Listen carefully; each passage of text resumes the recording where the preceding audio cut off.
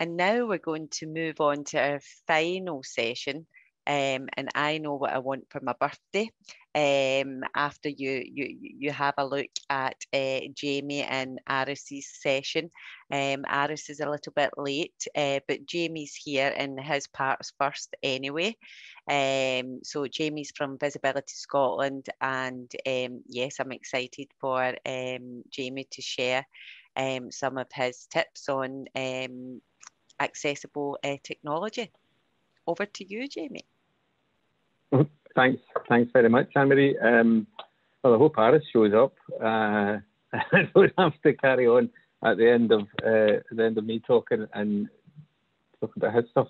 Anyway, thank you very much, Anne-Marie. Hello, everyone. My name's Jamie Bruce. As Anne-Marie said, I work for Visibility Scotland. And I've been asked here to talk about some of the support that everyday digital aids and equipment can bring. So if you just go to the first slide, what we spoke actually at the Head Injury Day, I think it was maybe 2 years ago, and we presented on benefits of phones and tablets and some of the useful apps that you can use. I don't want to really go over old ground, but the QR code there will take you to a link on our website, on the Visibility Scotland website, on the page called Shine On Access. And that page goes through a lot of the things we spoke of then, the accessibility on phones, tablets, and also built-in accessibility on mainstream devices, when I say mainstream, like, computers, laptops, Chromebooks, that kind of thing. There's also really good resources there, lists for apps for independent living. So yeah, visit the website. If you can't use a QR code, just look at Visibility Scotland, and it's under resources for Shine On Access, and that will take you to that page. What we're going to do though in this session is a bit of a sort of dive and focus mainly on the benefits that you can get from using smart speakers. The next slide is we're going to do a bit of a focus on the Amazon Echo. The benefits of the Echo. Now, everyone knows of the Amazon Echo. I've got one here. This is the dangers of doing a live presentation, but I'm going to use an Echo of my presenting assistant. Alexa, say hello.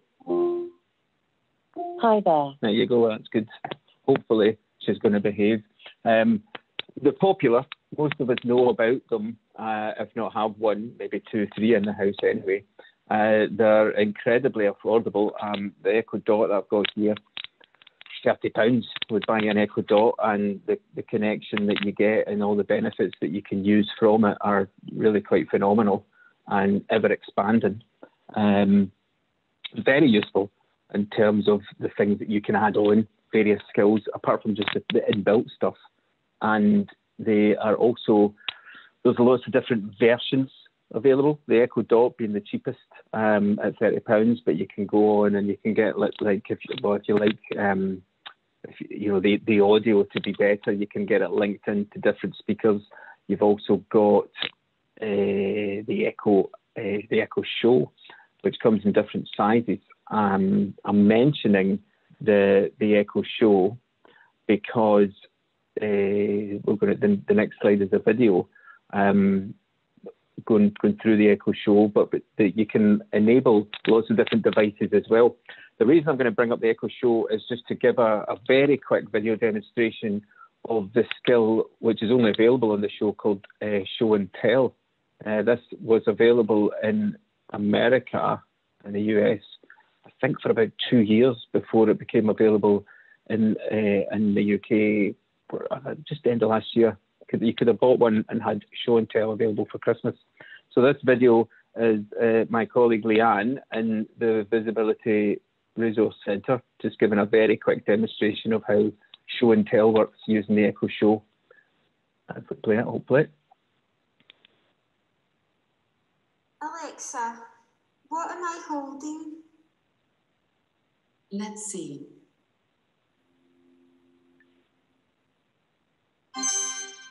It looks like Branston baked bean.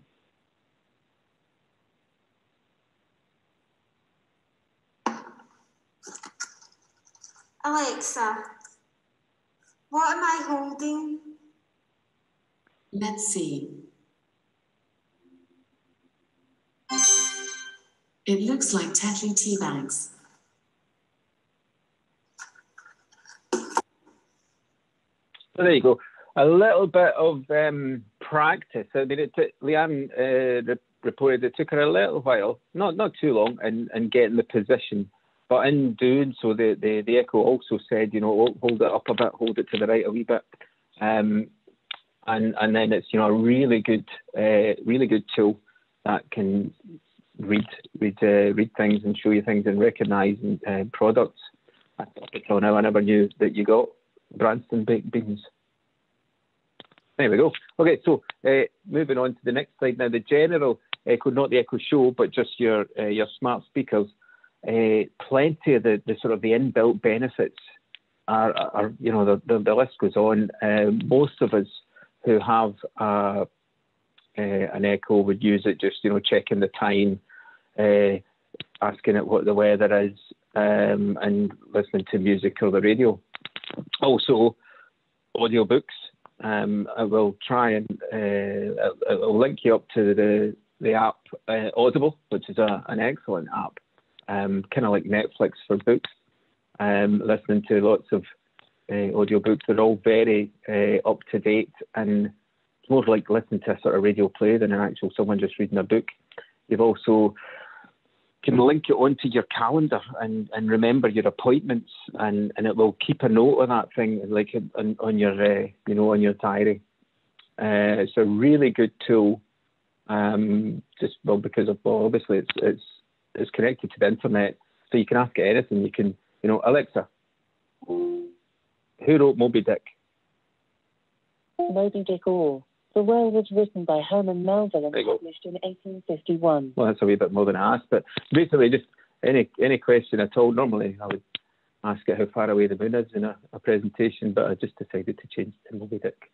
One of the things that people don't realise as well is that you can use these smart speakers to connect to family and friends, because it's linked in. You've got it linked to a phone or to an app, and then within that app you allow it to access your contacts, so then you can use that to call any of your contacts that are saved in your phone by name.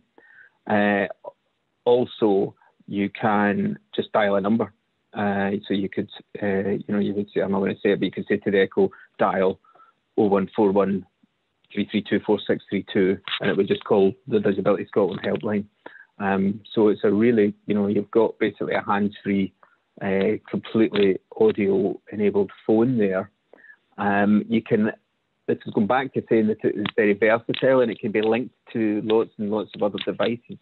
So you can use it to essentially create a smart house, linking it to your heating.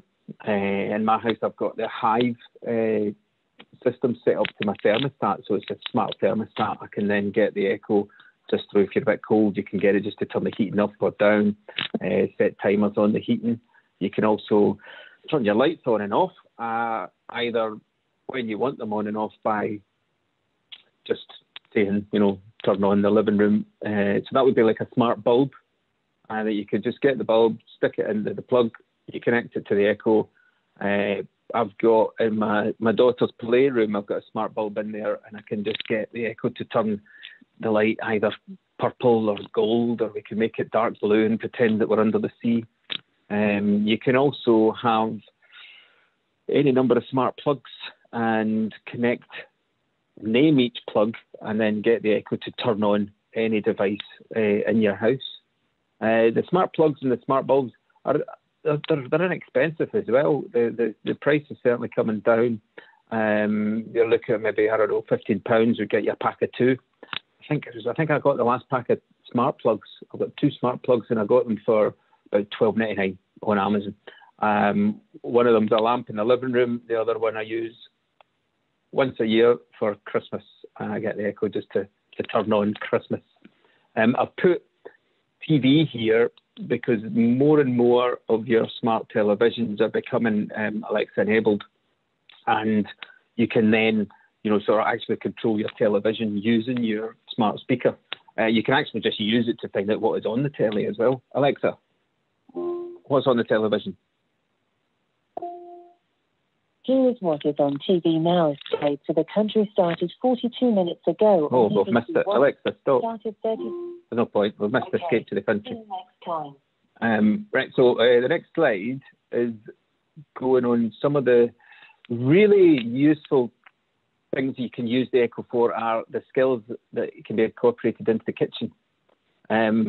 Obviously, you can set a timer on it, but the fact that you can actually set multiple timers means that you can use that to when you're cooking different things. So if you put something in the oven, set a timer for that, and then if you've got something on the hob, set a timer for that, and then it keeps keeps track of everything and lets you know when your chicken and is cooked, and also your vegetables are soft.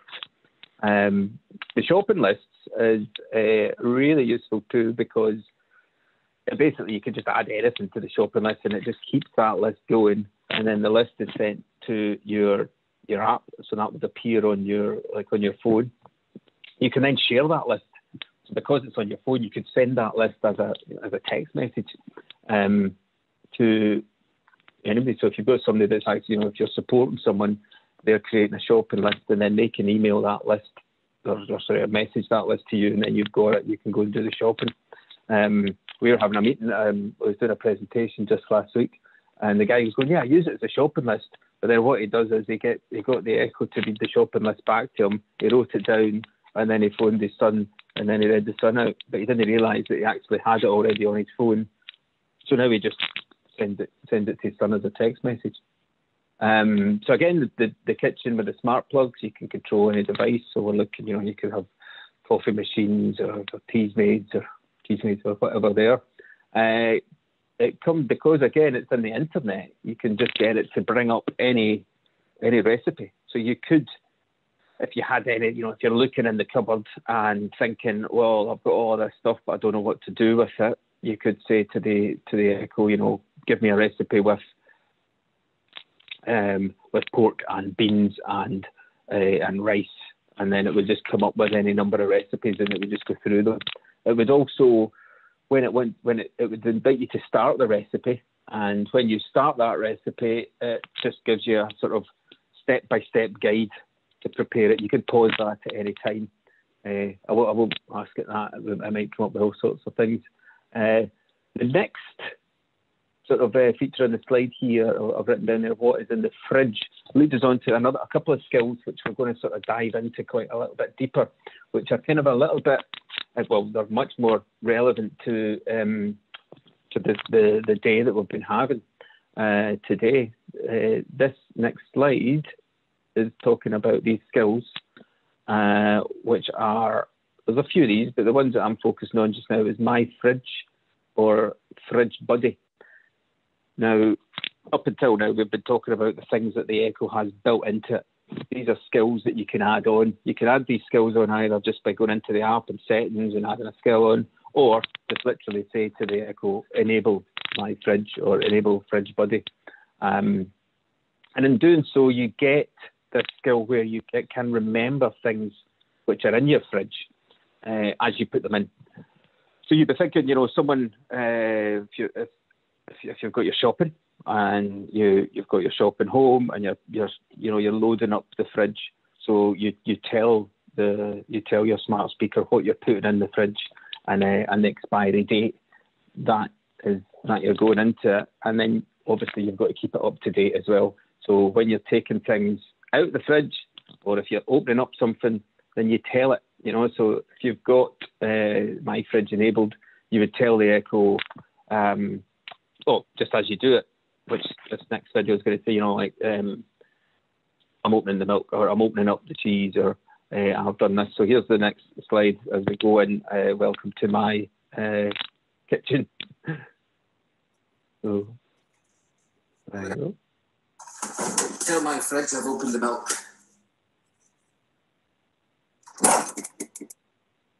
There we go, from the inside of the fridge. So that was a couple of days ago, and I had registered with my fridge that the milk was there. Alexa, ask my fridge when the milk expires. Sorry, I couldn't understand what you said. Right, she's lost connection, so I'll get back to that anyway. These are a few of the commands that you can use. Alexa, Understand what you said. stop. Goodbye. Always tricky doing a live demonstration. These are a few of the commands that you can use for my fridge. As you can see, I've just opened the milk, or when it was opened, and the various things. Now, when I was looking at these two skills and comparing the two, I actually found that while my fridge has got stuff like opening the milk, it was really quite difficult to add something into it. And you open my fridge app, my fridge skill, and then ask it for information, and it says you can add stuff and remove things. It was a wee bit misunderstanding, as that kind of me asking it, that kind of proved. I found Fridge Buddy to be a little bit easier to use. This next video is an example of just taking some shopping home and loading up the fridge using the Fridge Buddy skill. Here it comes just now. Welcome to Fridge Buddy. What would you like to do? Say helpful options. Add milk. What's the expiry date? May the 14th. Milk added. Anything else? Add an avocado. What's the expiry date? May the 17th. Mince added. Anything else? Add yogurt. What's the expiry date? May the 15th. Yogurt added. Anything else? No, thank you. Okay, goodbye. So there we go. I've put things in the fridge. It was very simple, easy to use. Add that, tell it the expiry date. The next slide gives you some examples of the commands that you can use for Fridge Buddy. And what I found was useful, there was a lot of useful things that Fridge Buddy, I didn't really like the name, but I liked the things that it could do. Specifically, that expiry date is really obviously important. When you have, if you've lost your sense of smell, then how do you tell when something is able to be used? And I found that, we listened to, I think it was Duncan this morning, was saying that, that there is a bit of fear when you're are you eating something that's out of date? So you've added in the expiry date, and you can then ask it, Alexa, ask Fridge Buddy when the milk expires. And then she's going to find out. Hopefully. The milk expires on the 14th of May 2021. There we go. Also, very useful again, as well as the just asking for recipes by suggesting some of the things you have in your cupboard. Because Fridge Buddy knows what is in your fridge, you can ask it for suggestions. Alexa, ask Fridge Buddy what to cook tonight. What's the expiry date? All right, okay, well, I might ask the wrong thing. I didn't realise what to say there. So, yeah, you can... Sorry, Alexa, I don't know that. ask Fridge Buddy to find me a recipe. That's probably a better thing to ask it. I found the following recipes using sweet potato and lobster and cavolo nero, double sweet corn and lobster chowder. There you go. Alexa, stop. So I had a bit of fun adding all sorts of things into my fridge when I was setting up that video. But there's you get the idea. You've got all sorts of things, and it can pull all of that information together, and it keeps a note of that things in the fridge for you. The other things that you can do and other skills that you can add on. So this next slide is going to talk about some of the skills that you can add, particularly useful, for the head injury, are the memory skills that can be added on. Now, as well, these are, as I was saying, these are sort of third-party skills, but you can get now one of the newer things that the Echo can do is it can set repeat reminders.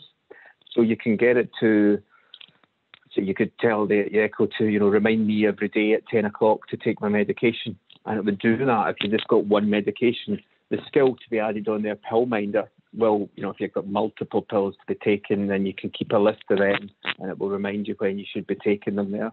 You've also, bin calendar speaks for itself, but that will tell you what bin to take out, what day to take it out.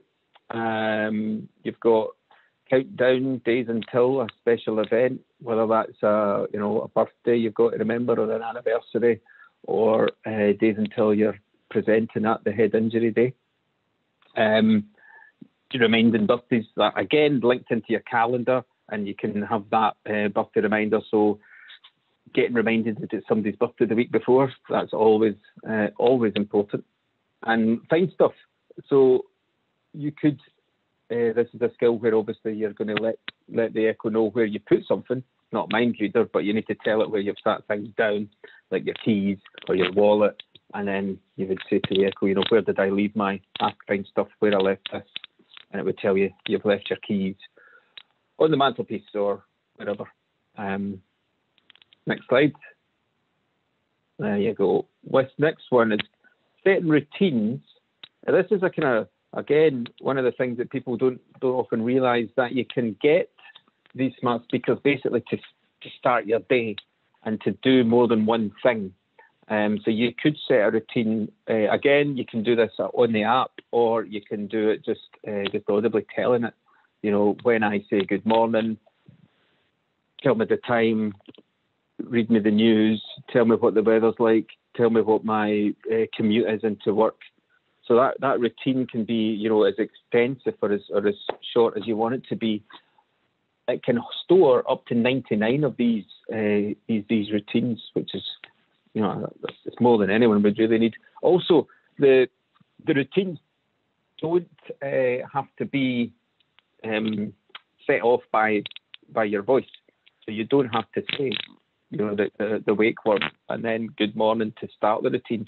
You can set that by a timer. So it could start your day before you've even got up, or it could be that at a specific time of the day you needed to do certain things, and then that routine would come on at whatever time you made it. That's something that you would do in the app rather than audibly. So the next slide, other than routines, we've also got the ability to drop in. So if you've got more than one of these speakers in your house, then you can drop into any one of them. You've set one up to be the living room, one to be the kitchen, or if you're in the kitchen, you can tell all the speakers that dinner's ready. But also, you can drop in on another Echo, be it in some with your house, if with someone within your contacts. The person who you're dropping in on has to accept, or they have to allow you to drop in, have to enable that in the app. But once that's done, then you can just say, Alexa, drop in. Do you want to drop in on Visibility's Echo Show? No. That's fine. Otherwise, we would be dropping in on Leanne having her Branston beans. But you can then drop in on that person, and it's like if you're caring for someone and you just want to check in on them. Now it's like making a phone call to someone without that phone, without need for them to answer the phone. It's not like they just hear your voice. It does give an alert, a kind of flourish before you drop in. But it's a really good way of keeping in touch with people that you're caring for. The last section that I've written here, and I've put in the Care Hub, which is not presently available in the UK. It's only in America at the moment, but then of course so was show and tell, and that's a skill which is enabling. It's again looking at if you're caring for someone, and it gives you access, sort of part access onto their app. So if someone was using Pillminder or there was reminders that were coming in, then that would let you know if they were accessed or if they were acknowledging that they had received that reminder. The reminder would just keep ringing until you say, Alexa, thanks for that, I've heard what you've said, or stop the reminder. So you would be aware that the person you're caring for has taken the pill. You've also got the information of what that person has said. You wouldn't hear the music they're listening to, but you would hear what they'd asked, that kind of thing. That's what the Care Hub does, but essentially with the Alexa app on your phone, that's the information that you're getting anyway. So if you've got the Alexa, if you've enabled or you've set up that app for someone you're caring for that's not in your house, but you've set it up for them with your phone, then you've got all this information that you can see on the Alexa app.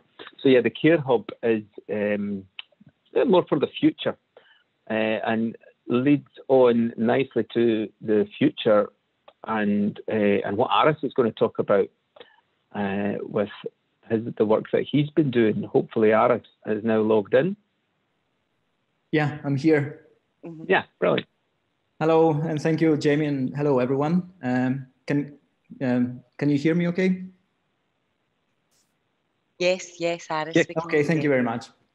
So, hello, everyone. Again, my name is Aris. I'm a PhD student at the University of Glasgow, School of Computing Science, and we're working on human-computer interaction, which is basically looking into how technology should be designed so that it's more user-friendly.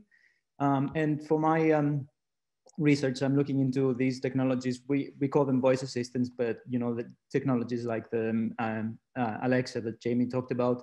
And I'm looking into how these can be used to support the everyday functioning of people with a brain injury, and also to facilitate the rehabilitation process.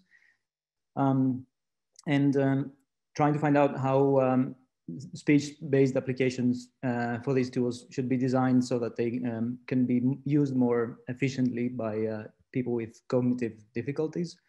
If we could move on to the next slide, please. We conducted a set of requirements capturing studies. We did some surveys with brain injury survivors and focus groups. We also worked with professionals and rehabilitation experts. Also we asked people with a brain injury who use these devices on a daily basis about their experience. And we did another study where we asked some brain injury survivors to use a voice assistant to do a wide range of different tasks and evaluate their experience. And the purpose of these studies was to see how these technologies can be used, like to find the different areas that they can be beneficial, and also how their dialogue interface should be designed so that it can be used more effectively. Next slide, please. We have identified a set of use cases, as we call them, basically the different situations, different contexts where the use of this technology can be beneficial. So as Jamie said, they can be used with to remind people to do things, and also they can help with organization through the management of the calendar. And also they can help with long-term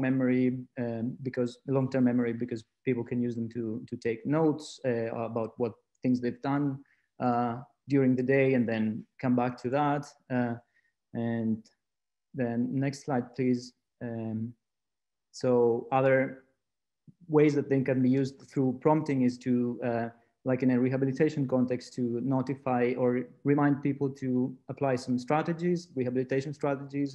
They could be for to help with behavior issues, or to help with initiation and motivation, to encourage activity. And also they can be used to support communication, either between the brain injury survivor and their carer, or between the survivor and the therapist, and of course family members.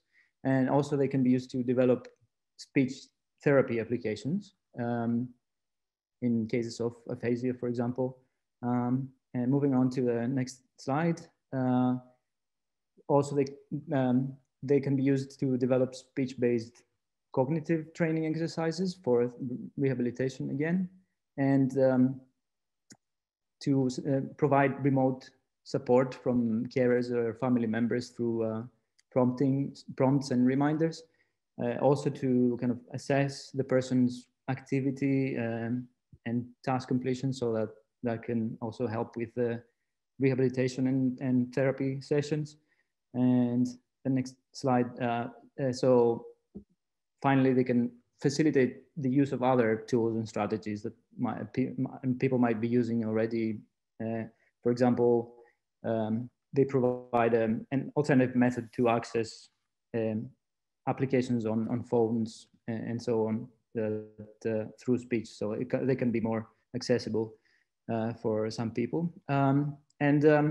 Also, if we could go to the next slide, we've identified some different factors that can limit their usability. Mostly these are meant for designers of applications, so things they need to consider when they're building apps for people with brain injury and cognitive difficulties. So the cognitive demand in general, memory load can be an issue when a lot of information is conveyed only through speech and there's no visual feedback. It can be harder to process or memorize.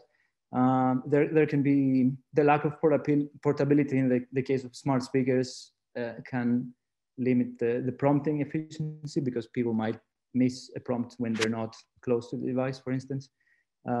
Also, some speech recognition problems, which can be more of an issue for people who might have speech difficulties or speech impairments. And also some other factors that are more particular to specific individuals, and some cognitive effects of brain injury. And there are, of course, some privacy concerns regarding how the collected data is being used by the companies and so on. If we could go to the next slide, please. So to see how a speech interface for these technologies should be designed, we created this prototype system, which we evaluated with experts in technology design and brain injury rehabilitation. So we called it Mindframe. So the idea is that a carer or a family member or a therapist can use this mobile interface that you can see to create some reminders or prompts of any content that can go off on specific at a specific time on specific days that they can repeat on at regular intervals. And then, as the next slide shows, these reminders, these prompts are conveyed to the person with brain injury through the smart speaker device. And then the user can use the Alexa or the voice assistant to confirm that they've received the reminder, or to confirm that they've completed the task. Also, they can ask what they have to do for that specific day, what reminders have been set for them. They can set and create and edit their own reminders. And also the therapist can get an overview of what how the person has been using the application, what reminders they have received, what tasks they have completed. We came up with some design guidelines on how to build a tool like that.